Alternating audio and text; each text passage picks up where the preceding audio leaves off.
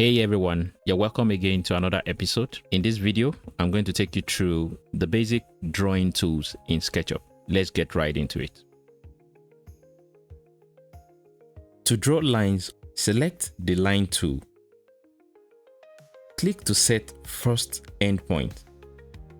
Click again to set second endpoint. And click the escape key to exit the line tool.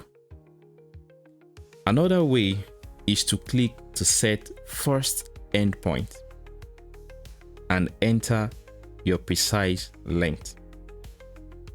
When you select the line tool, the measurements box is ready for you to type precise point to define your line. With freehand tool, you can draw irregular shapes. To draw with the freehand tool, select the freehand tool. Click and drag the cursor to draw a curvy line. Moving the mouse slowly helps you draw a smooth line.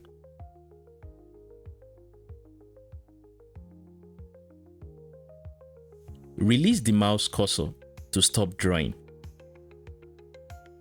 If you end the freehand line back at the starting point, you create a closed shape.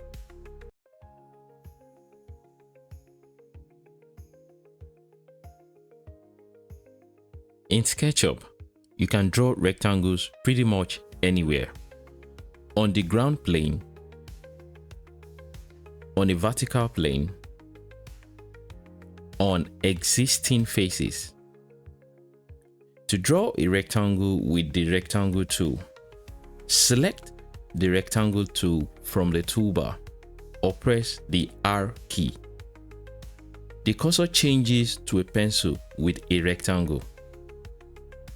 Move the cursor diagonally to find the desired size and shape for your rectangle. To draw the rectangle with precise dimensions, use the measurements box, which at this point displays your rectangle's dimensions as you move the cursor. To help place the rectangle in relation to the drawing axis or other geometry, SketchUp Inference Engine displays on-screen cues.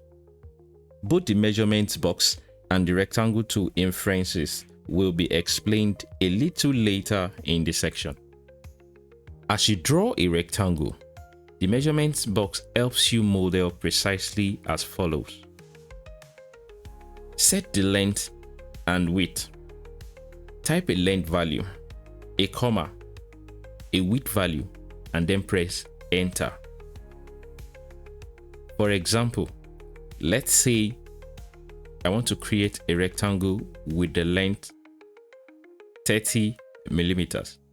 I'll type 30 millimeters.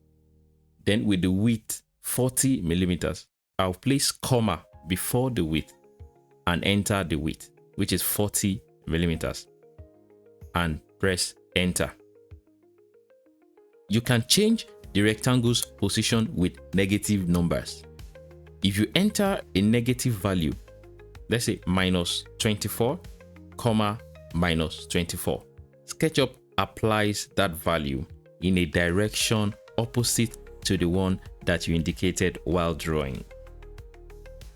As you move your cursor with the rectangle tool selected, the SketchUp Inference Engine displays the following cues. For square, when the rectangle's proportions are a perfect square, you see blue dots and the square screen tip appear. A golden section is a rectangle in which the ratio of the longer side to the shorter side is a golden ratio. Now we'll move to the rotated rectangle.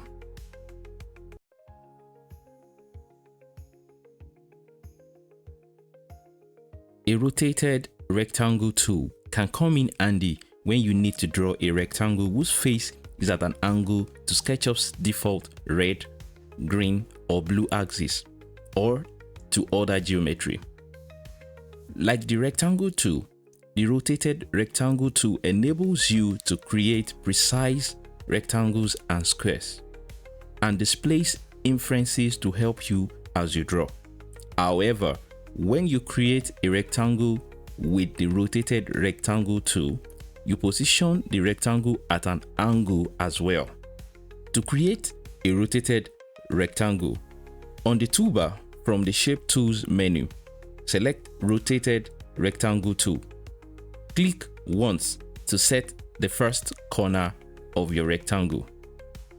Create the first edge of your rotated rectangle. You can do this in two ways. Type a precise measurement and press enter, or move the cursor where you want to place the second endpoint of this edge using the SketchUp inference engine to position the endpoint in relation to the axis or other geometry. At this point, you set the width and angle of your rectangle. You can set these values in a few different ways. Move around the protractor to set the angle, and move your cursor away from the center of the protractor to set the width. To constrain the angle, hold the Shift key. Click to finish creating the rotated rectangle. You can also enter the width, the angle, and press enter.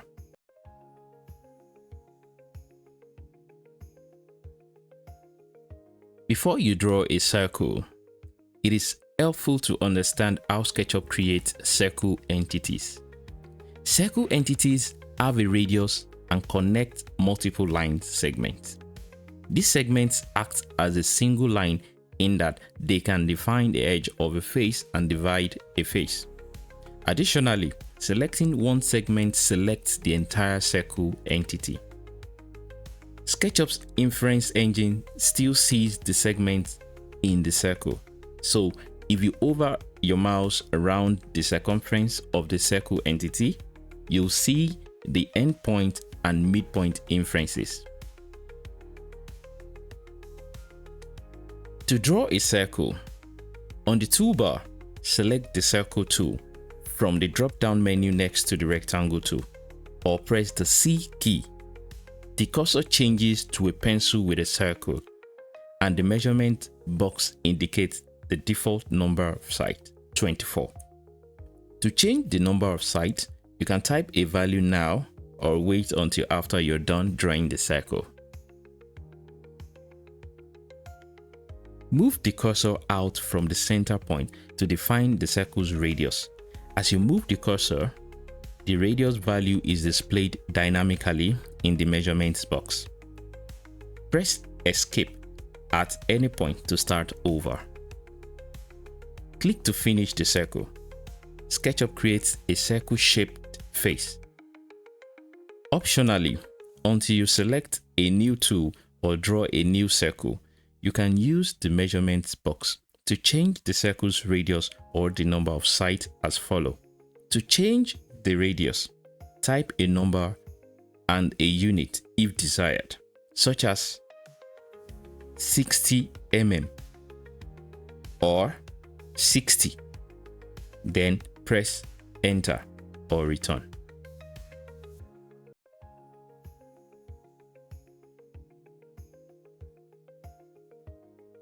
You can create polygon entities with the Polygon tool. In SketchUp, a polygon has a radius and 3 or more sides. So the size of your polygon is measured from a center point, and the number of sides determines the type of polygon you draw. For example, a pentagon has 5 sides, an octagon 8 sides. Follow the steps to draw a polygon. Select the Polygon tool on the toolbar. The cursor changes to a pencil with a polygon. The measurements box indicates the current number of sides. To change the number of sides in your polygon, you can type a number value now or wait until after you're done drawing. Move the cursor out of the center point to define the radius of your polygon. As you move the cursor, the radius value is displayed dynamically in the measurements box. To specify the radius, type a value and press enter to finish the polygon. This video is a part of a complete SketchUp training series, so make sure you subscribe and turn on notifications so you don't miss the next episode. See you in the next class.